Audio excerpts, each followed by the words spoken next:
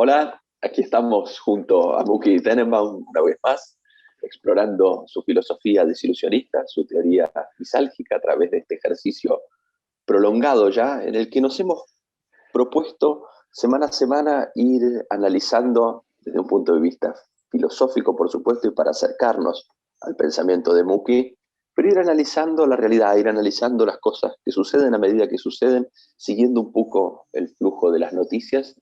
Estamos ya en febrero del 2021, arrancamos hace un tiempo con esta gimnasia. Estamos, por supuesto, en plena pandemia de COVID-19, como desde el principio, y le vamos a prestar un poco de atención, no a una noticia actual solamente, sino a una larga serie de noticias que uno podría juzgar excesivamente optimistas, noticias que nos han acompañado desde el principio de la pandemia y que han circulado. Hoy tienen que ver con la eficacia milagrosa que deberían tener las vacunas, la imposibilidad de que las nuevas variantes las eludan, pero desde hace rato venimos escuchando cosas de esta naturaleza. Al principio de la pandemia revisábamos con Muki los archivos, encontramos autoridades de sanidad españolas anunciando en mayo que en septiembre terminaba todo.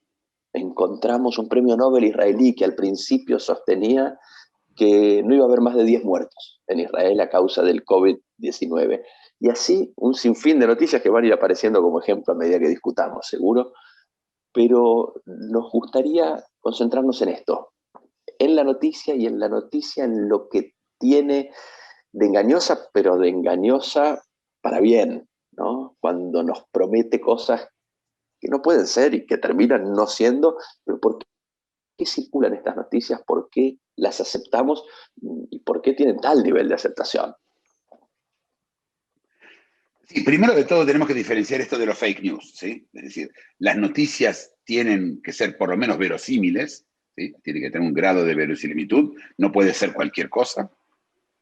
Y en general se trata más del alcance de esa noticia que de la noticia misma, ¿sí? Es decir, no hay duda de que, por ejemplo, hicieron pruebas y les funcionó con la variante británica en este momento, les funcionó la vacuna. Ahora acaba de anunciar AstraZeneca, por ejemplo, de que la vacuna de ellos funciona contra la variante británica, ¿sí? Pero es un poco más, incluso ya Moderna y Pfizer dijeron de que ya están preparando la nueva vacuna para las variantes, ya la sudafricana, que se teme que no funcione, pero que se queden tranquilos que en octubre está la vacuna, y ya hoy Inglaterra anunció que compra de esas vacunas. Si uno lee bien y lee a los expertos, ellos dicen que es imposible hoy preparar una vacuna que sea efectiva en octubre, por dos motivos. Primero, porque como sabemos muy bien, las variantes no se quedan esperando que nosotros lleguemos a octubre. De hecho, hay una variante prácticamente por día. Las últimas dos variantes salieron. Una mexicana en Jalisco salió anteayer, y ayer salió una variante luxemburguesa. Y vamos a tener más de estas variantes. Cuanto más vacunas tengamos, los expertos dicen, tendremos más variantes que van a lograr justamente eludir el efecto de estas vacunas, y octubre está muy lejos de ahora. Por supuesto, en octubre vamos a empezar a inocular, ¿sí? Recordemos todo el proceso que estamos pasando de inoculación, que nos va a llevar casi todo el 21 para inocularnos con las vacunas que tenemos hoy. Por ejemplo, otro de los artículos que dice claramente es imposible porque aún no sabemos cómo estas variantes logran eludir la vacuna, la variante sudafricana. Nadie sabe por qué. Y puede haber un motivo y puede haber el segundo, y sin saber eso no podemos preparar tampoco el próximo paso. Así que, pero ¿por qué aceptamos? ¿Por qué me llaman por teléfono, amigo, y dicen, ya está, se terminó las variantes, no, la vacuna funciona contra las variantes? Es decir, cada tanto yo recibo a alguien que me llama y me dice, mira, Muki, esto está solucionado, está liquidado. Hoy Israel sacó ayer de que tiene un remedio que funciona en 29 de 30 enfermos. Y todo el tiempo salen ese tipo de noticias que nosotros adoptamos porque son cómodas, Florencio. Es decir, si yo hoy creo que para octubre va a estar solucionado el tema de las variantes, puedo seguir sonambuleando, puedo seguir viviendo mi vida sin estar sufriendo permanentemente lo duro que es esta crisis, ¿sí? La crisis es una crisis muy dura. Hay un concepto que es, la verdad está sobrevalorada, ¿sí? Y quizás tenga razón ese concepto. Vamos a decir, digamos que la verdad es que no se puede crear una vacuna que funcione contra cualquier variante cuando venga en el futuro, o por lo menos eso es lo que parecería ser la verdad. Y entonces, ¿qué hay? Bueno, hay algo verosímil que dice que sí estamos luchando contra eso, que sí se ha logrado, que sí las vacunas funcionan. Es decir, la noticia tiene que ser verosímil y esa verosimilitud, es decir, verosímil contra verdad. ¿La verdad está sobrevalorada? Probablemente sí. Probablemente la verdad, Florencio, está sobrevalorada. ¿Qué opinas vos? Bueno, hay un tropo de la historia de la filosofía que me parece tiene que ver con esto. Lo hemos discutido en otros videos a los que por ahí se puede hacer referencia, pero esta es la relación que cotidianamente mantenemos desde siempre, antes de que hubiera noticias, antes de que hubiera pandemia de COVID, antes de que nosotros tuviéramos un canal de YouTube funcionando. Es la relación que mantenemos siempre con nuestra propia muerte, con nuestra propia finitud. Entonces, yo te quería preguntar en esta dirección, ¿no hay un precedente monumental en la historia del pensamiento humano que tiene que ver con no atender, con no prestar atención a la verdad, la más básica, la más incuestionable, que es que todos nos vamos a morir? Y nuestro sonambuleo, como decís vos, nuestro funcionamiento habitual en la vida, parecería depender de no atender a esta verdad y de perseguir alternativas. Bueno, está claro que todos vivimos de espaldas a la muerte, ¿sí? De algún modo, porque sabemos que nos vamos a morir. Incluso alguien te podría venir y decir, mirá, Florencio, esto,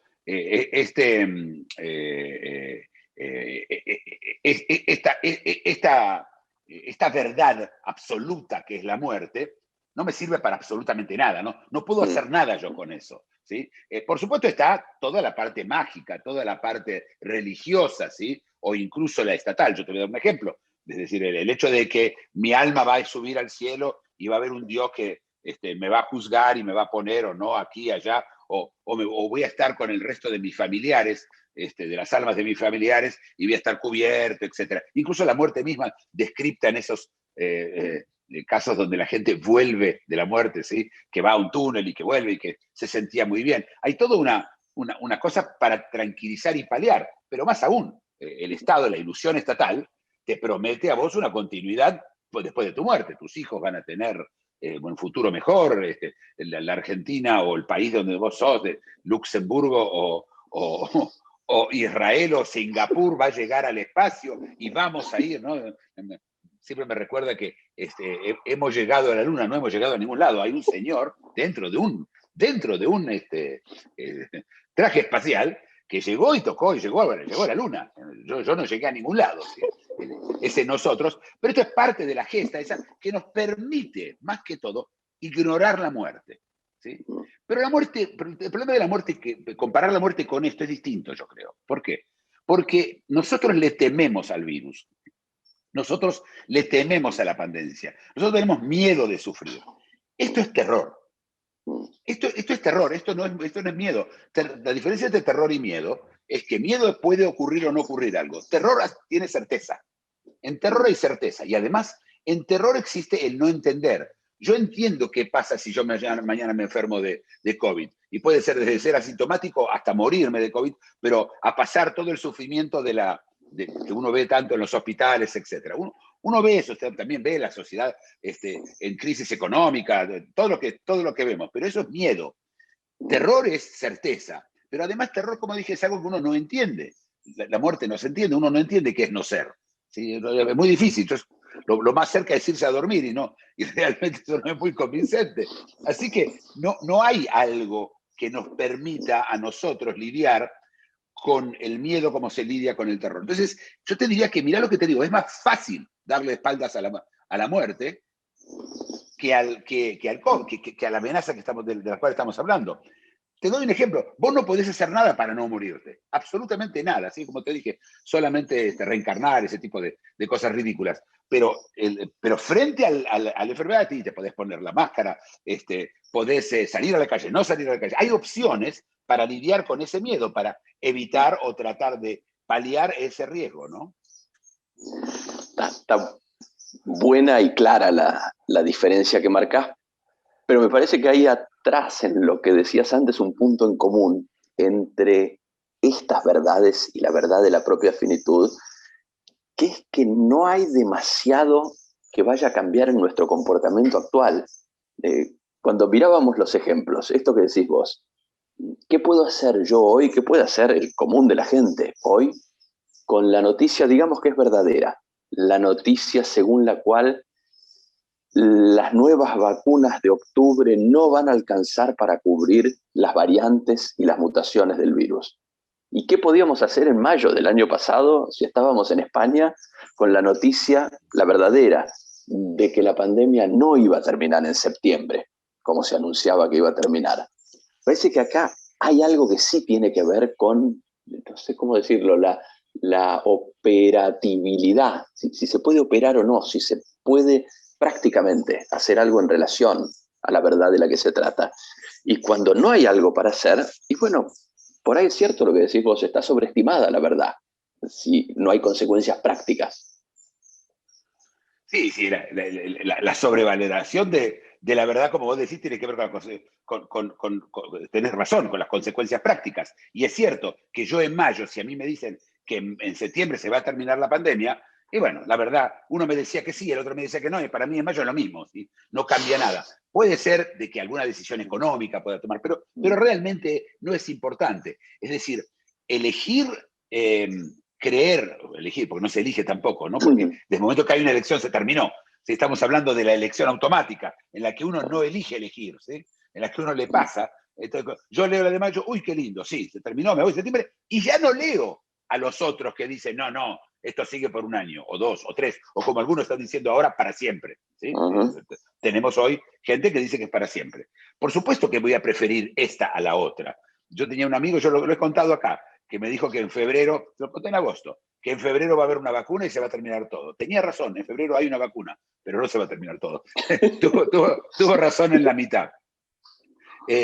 Pero lo que quiero decir es, pero ojo, que si hoy la gente cree que la vacuna no va a servir contra las variantes, la gente se va a dejar de vacunar.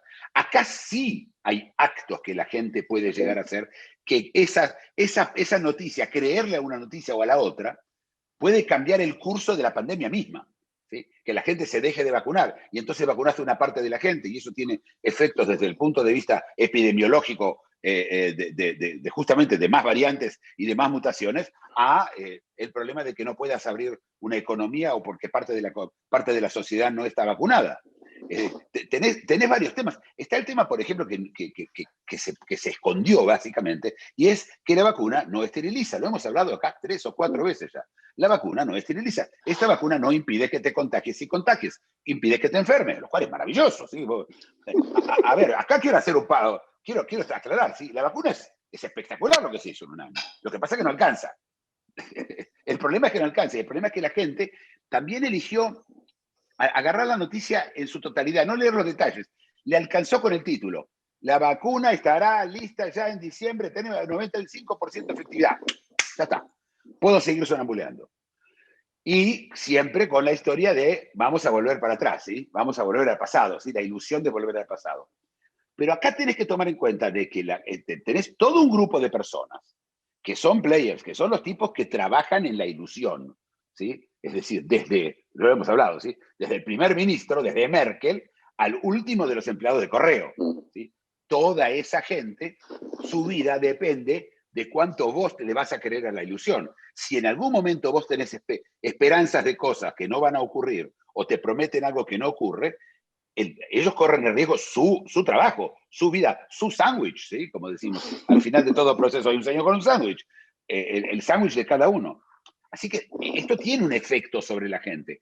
Pero volviendo a lo más importante, y es esto que es lo que en inglés se llama wishful thinking, que es el pensamiento, yo no diría mágico, pero el pensamiento de deseo, ¿sí? ¿Viste? Decir, pensar 3 deseos cuando soplás las velas de una torta, en un cumpleaños, ahora está prohibido soplar, ¿sí? Porque si no los demás no pueden comer la torta. El otro día me pasó en un cumpleaños, pero bueno, unos chicos se soplaron las velas y nadie pudo comer la torta. De los problemas nuevos que tenemos. Pero esto tiene que ver ahora, es decir, las verdades entonces están divididas en dos, y vos tenés razón, en esas, perdón, las semi-verdades, las verdades que elegimos creer, y acordate, si no se elige, acá no hay una elección, es decir, bueno, voy a elegir creer esto porque me conviene, no sirve. Esto me tiene que pasar, me tiene que ocurrir. Yo tengo que ignorar. El ignorar no puede ser volitivo, no puede ser intencional, ¿sí? A mí las cosas, yo tengo que ignorarlas sin darme cuenta que las ignoro. Es una situación difícil, pero es como sonambulear. No puedo, yo sí sé que estoy sonambuleando, no estoy sonambuleando. Esta es la paradoja de la conciencia. Estar consciente de algo es que esa cosa deja de tener todos los beneficios de ser inconsciente. O aconsciente, no diría inconsciente, pero aconsciente.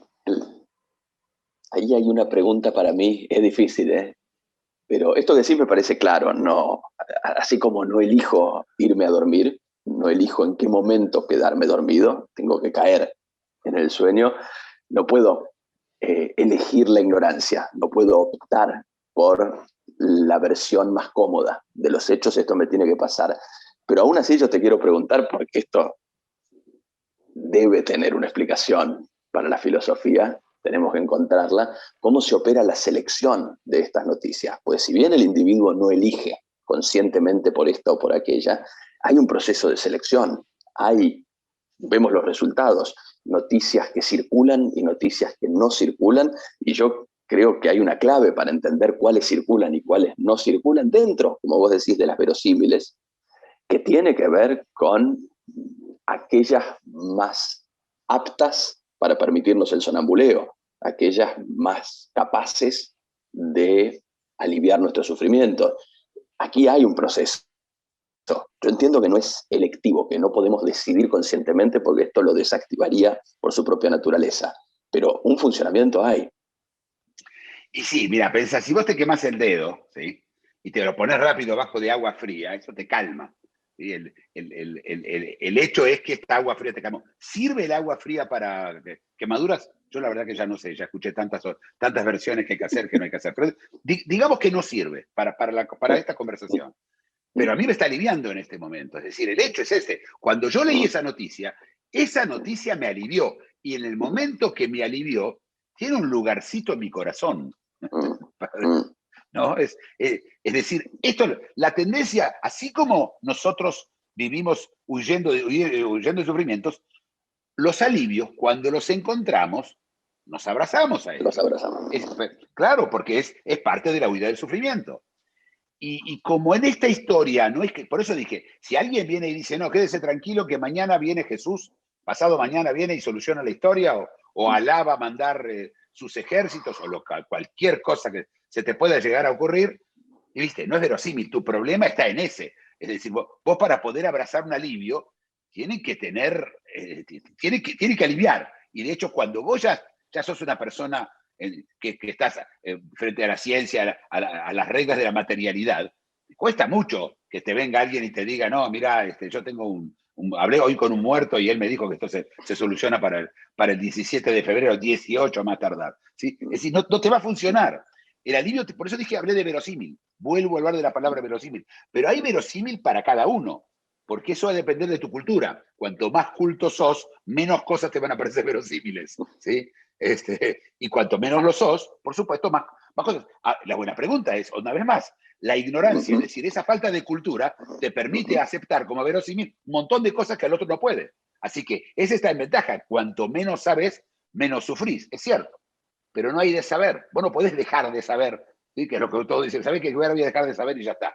Hay los que de repente se ponen, y yo lo escuché, igual nadie sabe nada. Ese nadie sabe nada es, estoy desesperado, necesito cualquier cosa, ya no. Nadie sabe nada, no. Hay quien sabe y hay quien no sabe, esto es un hecho. Sí, aparecen de hecho en los ejemplos a los que aludimos, hay dentro de los players que vos mencionas ciertas jerarquías, ¿no? Es un premio Nobel el que me anuncia que no va a haber más de 10 muertos. es el jefe de virología o epidemiología de un ministerio de salud, el que me dice en mayo que en septiembre la pandemia termina. No me sirve si esta noticia viene de cualquier lado, ¿no? También acá las fuentes juegan un papel en la supervivencia de este tipo de noticias. Sí, pero nosotros estamos viviendo en un mundo ahora en donde las fuentes son múltiples. Y vos le confías, yo te voy a decir una cosa, yo confío en mi hermano para un montón de cosas, muchísimas. Y sé diferenciar que mi hermano no es un experto en ciencias. No esperaría de él que me dé una respuesta científica sobre algo, ¿sí? Y confío en él en muchas, muchas, muchas cosas. Entonces acá empieza la división, ¿sí? Hay gente cercana que vos confías en ellos. Y te vuelvo a repetir, si te alivia, el problema del tema es este. El test es muy fácil. Si me alivió, le creo. Así, este es el proceso. Si me alivió, le creo. No, y hemos hablado de esto ya, pero me parece que es bueno recuperarlo ahora. Además, hay una función de la imitación. Si a mí me alivió, le creo, y probablemente vos le creas también, por contagio, por proximidad, no sin haber llegado. Sí, se calmó mucha gente o se calmó uno. A ver, ser desilusionista es un problema en ese sentido, porque ser desilusionista quiere decir que hay muy pocas cosas que te van a aliviar, ¿sí? Que no sean la verdad, la verdad. ¿Sí? Es decir, la verosimilitud es muy limitada. Es decir, hay cosas más verosímiles de las que son verdades, por supuesto. Ninguno de nosotros está exento. Pero la relación entre verdad y verosimilitud es cada vez más cercana, más igual. ¿Sí? Y entonces, si yo estoy sufriendo en este momento, ¿viste? Cuanto más sufrís, menos verosímil es necesaria el alivio. Esto también es cierto. ¿Sí? Al final todo es una función misérgica. Y yo te recuerdo que las ilusiones, los estados, las religiones, incluso la familia, tienen ese estatus del cual nosotros recibimos verosimilitud. ¿Sí? Es decir, la ilusión está ahí para protegernos de la verdad, que no hay nadie, que es un señor con un sándwich y que vos dependés de una cadena infinita que al final te llega a vos el pan a tu casa. ¿Sí? Esa cadena que se puede cortar en 55 lugares y que es una maravilla cada vez que no se corta. ¿Sí?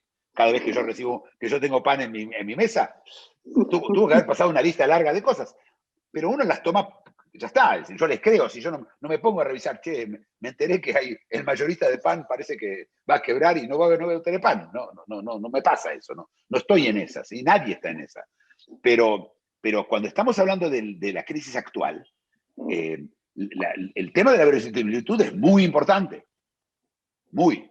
¿Y por qué? No, Porque voy a poder sonambulear. Sí, decime. No, y como vos decís, la intensidad de los sufrimientos que amenazan al que no pueda creer en estas opciones es mucho mayor de lo habitual. Terrible, pero fascinante. Seguiremos, supongo, en próximos videos. El próximo, extraño los pajaritos que tenía siempre atrás ahí. Estoy de interiores hoy. Chao. Si te gustó el video, dale like y suscríbete. Síguenos en Facebook y en LinkedIn.